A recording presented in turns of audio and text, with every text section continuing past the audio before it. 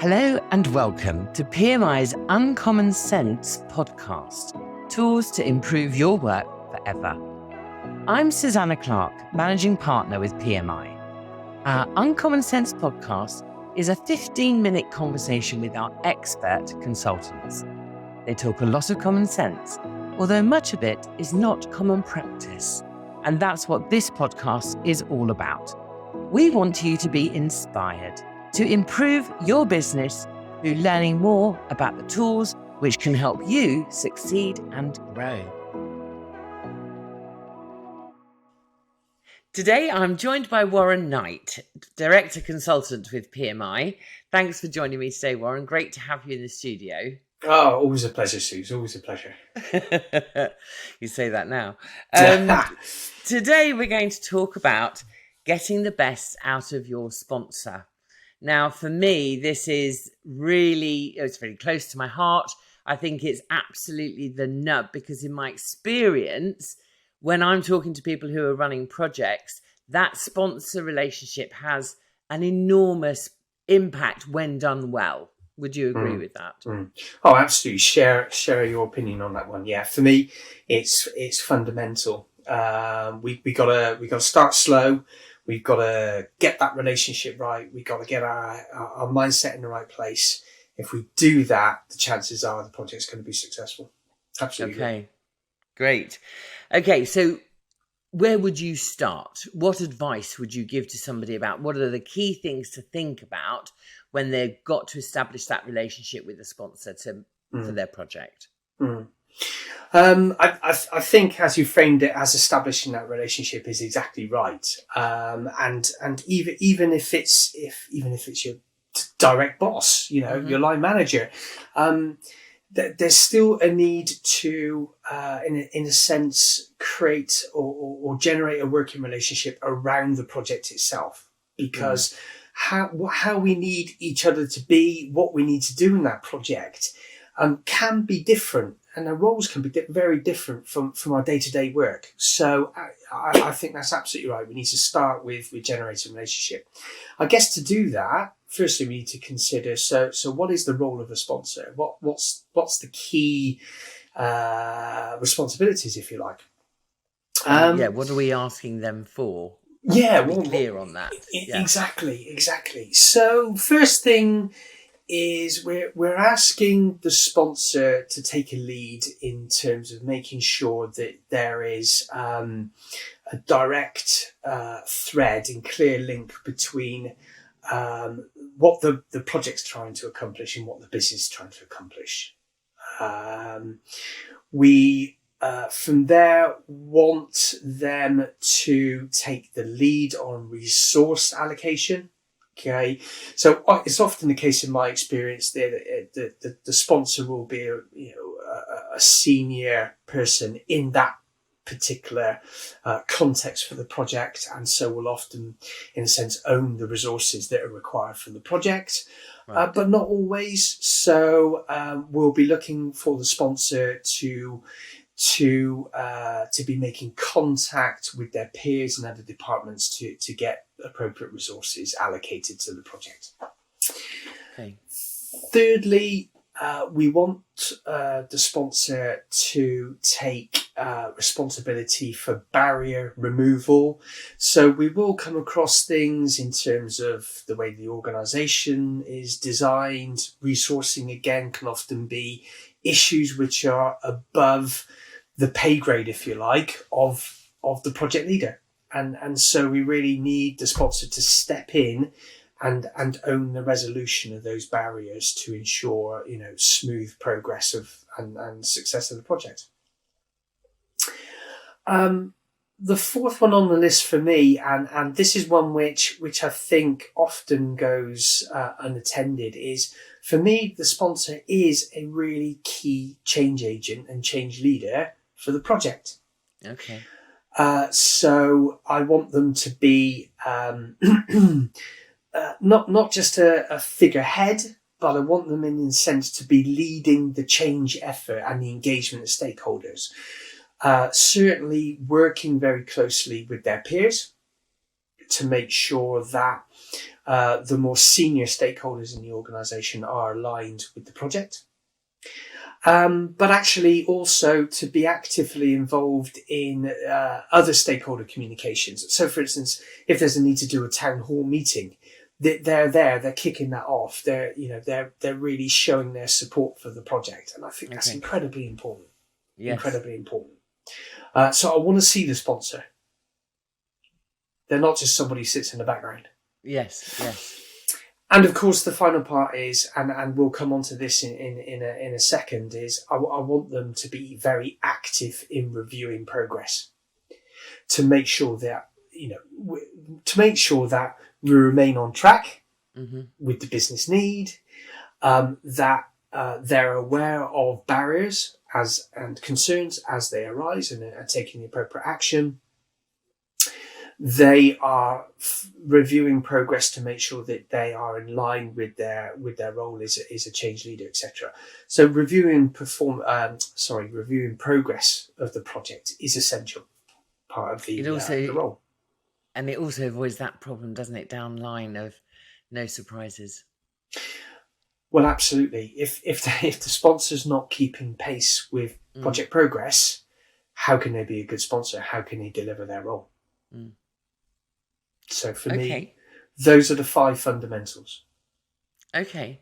And so if we understand that, that's what we're expecting from our sponsor, what would you say we need to think about if let's say I'm going to go and meet with a sponsor, what do I need to be thinking about and how I get to that level of agreement about their role? Right. Okay. I think there's 2 key things, that we have to prepare ourselves around, and that we have as the project leader, and it's about our mindset. So firstly, it's about having clarity about accountability and responsibility. The sponsor is accountable for the project and project success. The project leader is responsible for project tasks and making sure that those tasks are delivered to the best of the team's ability. There is a night and day difference between those 2 things. And how often, sorry, interrupting you, but how often do you see that clearly articulated and understood between the sponsor and the project leader? Unfortunately, not enough. I think is inversely proportionate. I think what I see often is responsibility transferred, sort of accountability, if you like, transferred to the project leader, and the sponsor almost waves the project leader off on their journey to project success. This is not the case. The project leader just doesn't have typically the authority in the organisation to drive the project through to success. So in the background, apart from being active and committed, the sponsor needs to be appropriately senioring the organisation to have the teeth, for want of a better term, to drive the project through to successful completion. And the project leader just won't have that in most cases. So we've got accountability, which rests with the sponsor. We've got responsibility, which rests with the project leader for actually managing the project. And then how do we make sure we both understand that? That's a really good question, Suze. And I think, so first of all, it's about mindset. You need to go in there and have that first meeting absolutely clear in your mind where the accountability versus the responsibility lies. And if you are clearing that in your mind, then it's going to come through in the conversation. It's going to come through in the way that you ask questions, what you're willing to step forward to own and what you're not willing to step forward and own. There's also something around what we might call contracting. And contracting is a bit like wedding vows, actually. It's a little bit like when you get to the point in those discussions where you are willing to move forward, both of you, in this project, okay, jointly, and feel that you are, committed to working together to see the project through to success. That's the point where we formally express our needs and wants out of that relationship in terms of how we're going to work together. Right. And what we're going to own, how we're going to behave towards each other. But actually, let's hold that for a second, because there's some things that we need to do sort of before we get to that point. Okay. So the second mindset thing that we need to have when we go into having those conversations. So the first one is about making sure the accountability is in the right place. The second one is recognizing, although in almost every occasion, the sponsor will be of a higher level of authority in the organization, will be higher up the hierarchy than the project leader. It's necessary for the project leader, whilst recognizing that and holding the cultural norms around seniority, has a mindset of peer-to-peer. Okay. So when they're engaging with that sponsor, they're doing it on a peer-to-peer level. If they go in feeling in a one-down position, they're not going to have the level of conversation and the quality of conversation required to make sure that there is clear alignment in that project, and are not necessarily going to be communicating in a way where they're going to be raising the issues in the way that the sponsor needs to hear them. Yes.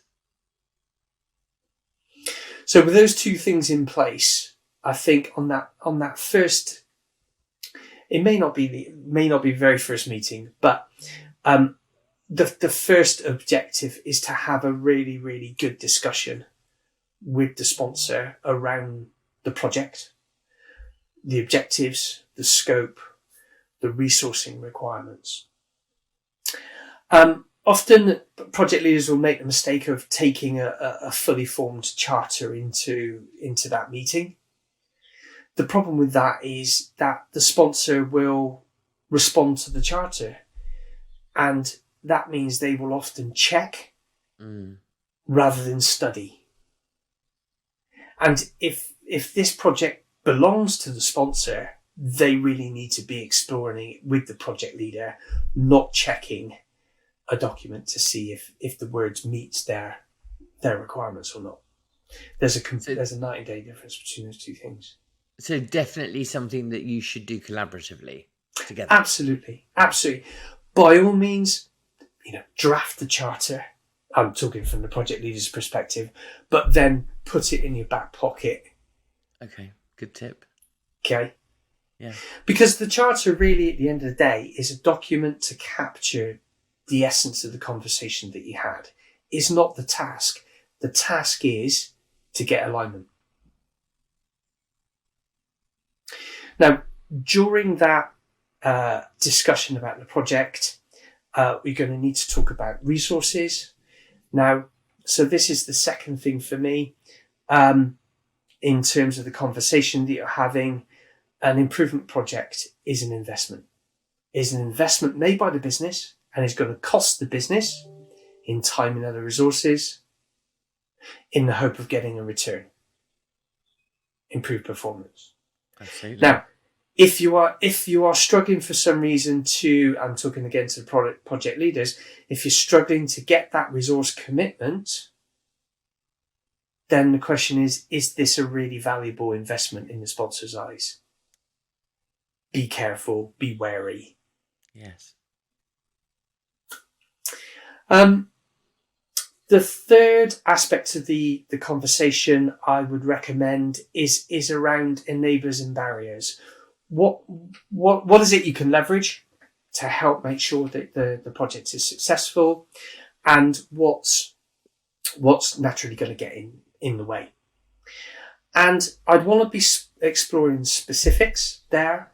I don't want motherhood in apple pie type statements of, resistance. I want something a little bit more specific in that. The reason being is it's an opportunity then to ask for specific support from the sponsor. What specific actions do you need the sponsor to take in order to help the project leader leverage those enablers or indeed remove those barriers? If you get a good sponsor and they're active and they're committed, they will want to help. Yes. You just need to advise them as to how best to help you. And it's often not natural for a project leader to be that specific with a senior manager, but they will appreciate it. And that request for help maintains involvement in a way, doesn't it? Because that's keeping that sponsor alive within their role in the project. Yeah, absolutely. And in the past, when I've been a sponsor, it's happy days. The project leaders give me a list of actions. I know exactly what support looks like. I can take that away and I can action it. Okay. And all of this is leading up to the contracting bit, the wedding vows that we talked about. Of course, if there's anything on the action list that the sponsor is saying, I'm not sure about whether that's something I can get behind or that's something I could do for you. Okay, well, then there's a question of, so what does that mean in terms of that relationship? Can the relationship survive that? Is there an alternative action? If so, what is that? What does that look like? But unless we're having this level of conversation, and again, think about it, this can only happen if the mindset is peer-to-peer, then we're not going to be in a good place in that relationship to move forward. And if we're not in a good place in the relationship, then unfortunately we might end up with an absent sponsor. And I think you and I both know where that leads. Indeed.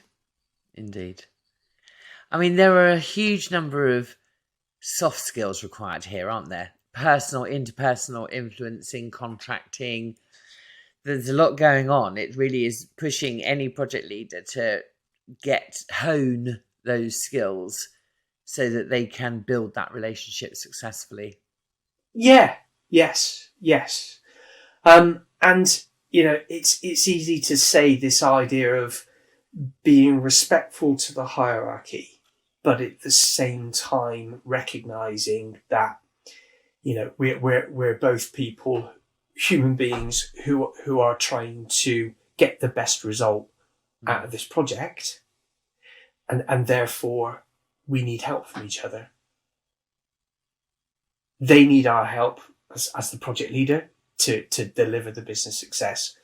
We need their help to make the project successful, and it is.